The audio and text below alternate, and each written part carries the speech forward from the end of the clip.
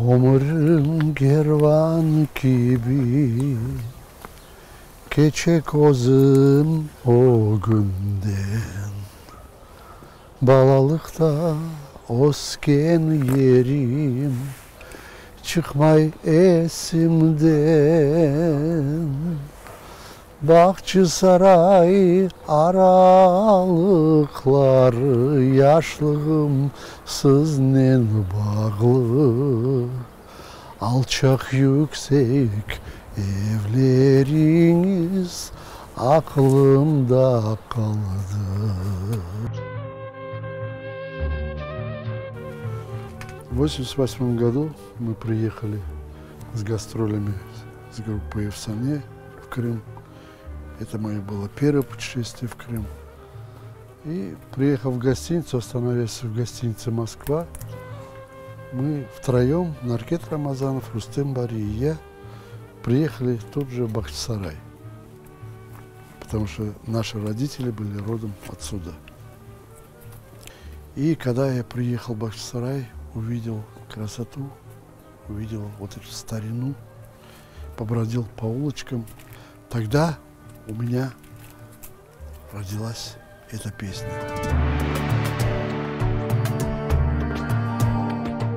Это дом, в котором родилась моя мама, в котором она выросла. Мама родилась в семье музыкантов. Мой дед был дариджи, его братья играли на скрипке. Отца дом сразу за ханским дворцом, там наверху. Это Маалле, называется Асмакую. Семья отца – это семья ювелиров. Они всю жизнь занимались, мои деды, прадеды, деды прадедов моих занимались ювелирным делом. Отец у меня тоже был музыкантом, играл на скрипке и на трубе, он пел замечательно, знал фольклор. И вот его произведения, ювелирки, это для меня застывшая музыка.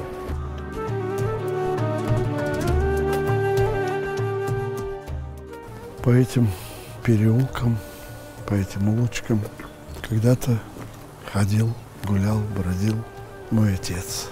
Эти камни, наверное, помнят это время.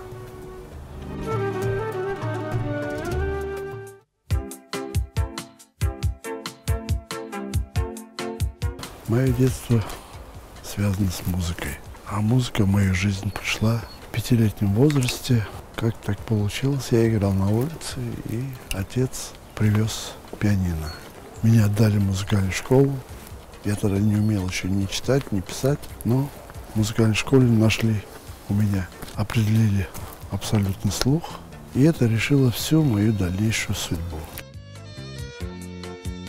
Творческая деятельность, связанная с крымско-татарской музыкой, у меня началась в консерватории, когда я стал студентом консерватории композиторского факультета. Тогда меня пригласили на радио.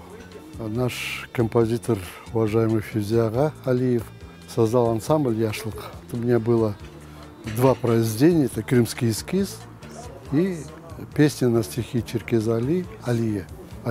Но была одна проблема с названием. Я назвал свое инструментальное произведение «Крымский эскиз», а на Гостелерадио главный редактор попросил слово «крымский» убрать. Потом мне объяснили, что слово «крымский» было тогда под запретом.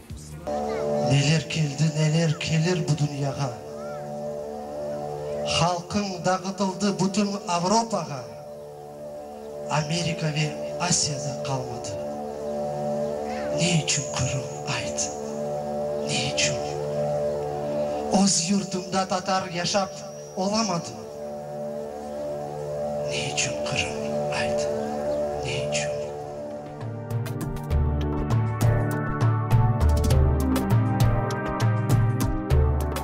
В один из теплых летних ташкентских вечеров мы случайно недалеко от театра Наваи встретились с Рустемом Фаизовым.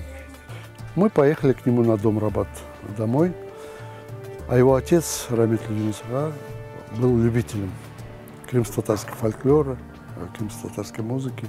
И он попросил меня поиграть свои песни.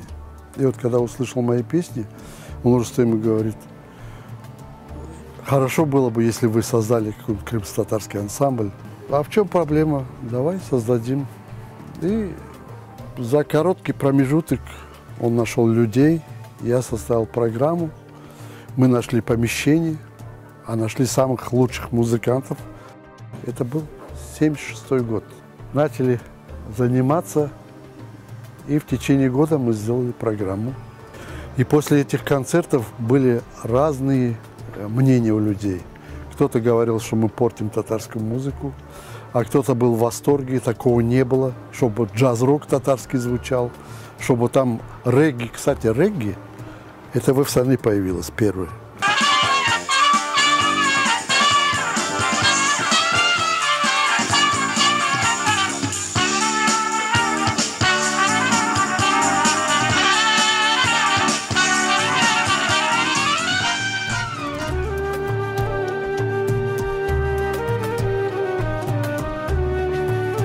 Мы хорошо понимали, что язык и фольклор сохранил нас как нацию. Мы, музыканты, в то время играли свадьбы, но после свадьбы мы узнавали, где кто другие музыканты играют. Ехали на машинах туда, чтобы, если старики наши работали там, мы их записывали. Я записывал это на ноты, я записывал это на магнитофон, я это запоминал. И занимался собиранием фольклора. Ну, не только я, каждый музыкант вел такую вот жизнь. К сожалению, после переезда в Крым это все прекратилось. В последнее время мне так жалко наш фольклор, потому что его используют кто как хочет. Ну, посудите, песня «Камыша бак камыша, суйны лесин янмыша». Анда öyle sözler var. Там такие слова есть. Çok dertlerге dayandım, buna da dayanmak керек. Это же такая трагическая песня. А все ее в веселом ритме. Çok dertlerге dayandım. Так поют. Ну, это же нельзя. Это же абсурд. И не хочу останавливаться. У меня творческая жизнь продолжается. У меня появляются новые песни. Сейчас над новым альбомом работаю. И многожанровый альбом будет. Нашим певцам надо задуматься, что певец должен иметь свои песни, по которым он будет узнаваем. —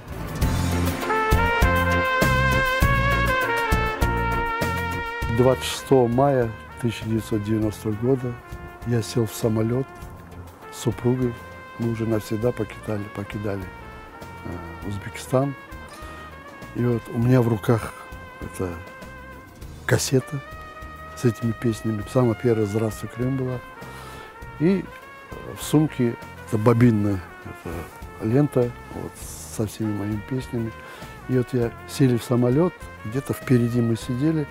Я попросил стюардессу поставить эту кассету, только первую песню. И вот представляете, вот, полный аэробус, это 360 человек, крымские татары сидят. Потому что тогда в Крым, в Симферополь только татары летали. И вот эта песня зазвучала, я сказал, погромче включите, вот эта песня зазвучала. И вот я смотрю в их глаза, я смотрю на их лица. И для меня это было тоже вторым потрясением. Первое потрясение было это, когда я увидел Крым.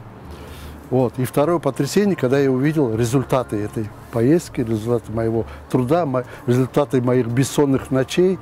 Подо мною плывет утренний дым, туч белоснежных гряда, и несет самолет вновь меня в Крым, только теперь навсегда.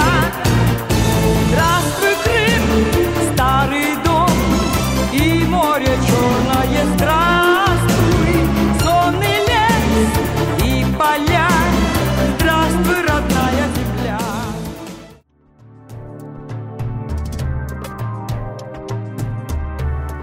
Семья, конечно, это святое.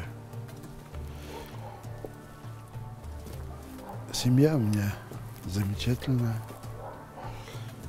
Семья у меня трудолюбивая, красивая и любит очень музыку. Любит мои песни и поет мои песни. У меня уже появились внуки, уже старшему 5 лет, младшему 2 года. Я хочу, чтобы я хочу их видеть на сцене. Чтобы старший был Арслан Бахчисарайлы, младший Адиль Бахчисарайлы, и чтобы они пели мои песни на сцене. То есть, чтобы мой творческий путь не закончился, а продолжился в их жизни.